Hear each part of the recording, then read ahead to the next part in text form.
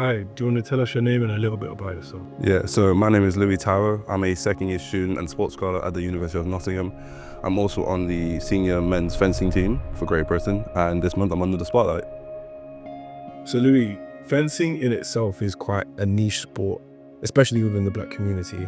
How did you get into it, and what's been your driving force to stay in it? So growing up in Nottingham originally, I've had very few opportunities to really get involved in a multitude of different sports. It was really only like football, rugby, those were the kind of main things that people did. But my mum had different goals for me. She wanted me to be good at every different sport. So she turned me into athletics, triathlon, which eventually led into pentathlon, which one of the disciplines of that sport is fencing. For me, I took to fencing quite naturally because it was something very different than what everyone else was doing. And I felt like I could really have an impact on the sport. And due to that, I've stuck at it. We have to thank Mum for that. We have to. Yeah. So there's quite little black representation in fencing at the highest levels. And there's a lot of stereotypical views that it's traditionally, an elitist sport, too expensive for many of those in our community. As someone who's within the sport, would you say your experiences confirm a lot of these stigmas? And have you found any difficulties in your journey being a black person? I would say these stigmas are true. Coming from like a lower social, economic background, I've seen a lot of fencers have better opportunities than I have, whether it's quality of training, international camps, coaches, etc. I find it very difficult to get into the same groups as these lot. Luckily that a lot of the fencers are very kind-hearted people and don't tend to judge, but I feel like when it comes to necessarily getting the right funding and going to these international competitions, it's very much of who can afford it rather than who should go. Luckily, my mum has fought tooth and nail to get me the right funding through Sport Aid, my local council, in order for me to have access to the same opportunities as everybody else. So continuing that sentiment, have you ever felt a responsibility to be a representative for the black community or some sort of extra pressure to be a role model? Because in many ways, you're treading a path that a lot of us in the community haven't gone before. I feel like you have to, honestly. At many competitions, I'm only one, maybe two black people out of 60 or potentially 200, depending if it's domestic or international.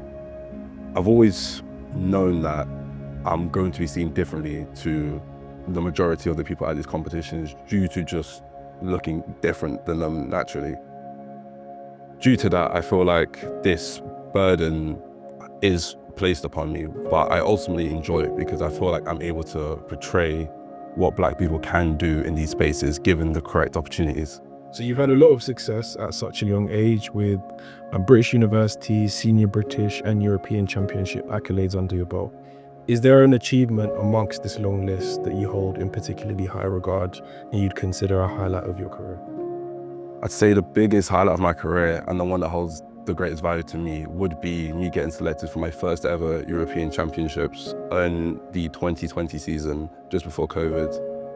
Reason being is there was a competition I wasn't able to attend in Copenhagen just due to finances not being there, which led to a massive shift in the rankings, which I was already confirmed into going to the championship at the time. But due to missing the competition, it meant that my ranking had dropped.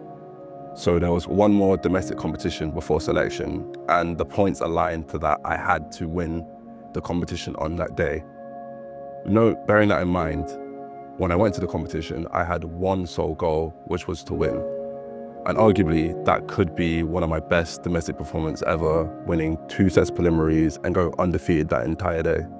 Of course, we can't discuss the highs without acknowledging the low points.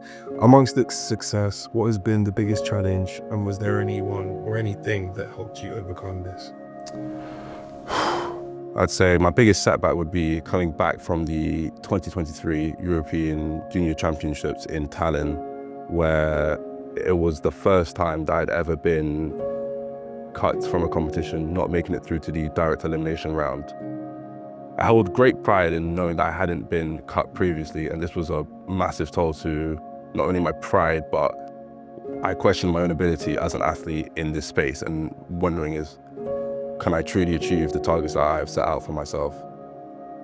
I had terrific support though, via mentors and psychologists given to me by the True Athlete Project that really described the way I was feeling in its entirety and made me be able to navigate these feelings, accept them, but don't let them weigh upon me. Because of that, and because of that experience, I feel like I've now transcended myself as not only just an athlete, but as a person, being able to deal with different forms of adversity and how to navigate through them. Now, the spotlight, as much as it is about celebration, is also about giving you the chance to manifest and speak your future success into existence. So I guess the ultimate question after all of this reflection is, where do you see yourself taking your fencing career? And when you eventually do choose to step away from the sport, what do you want to have accomplished?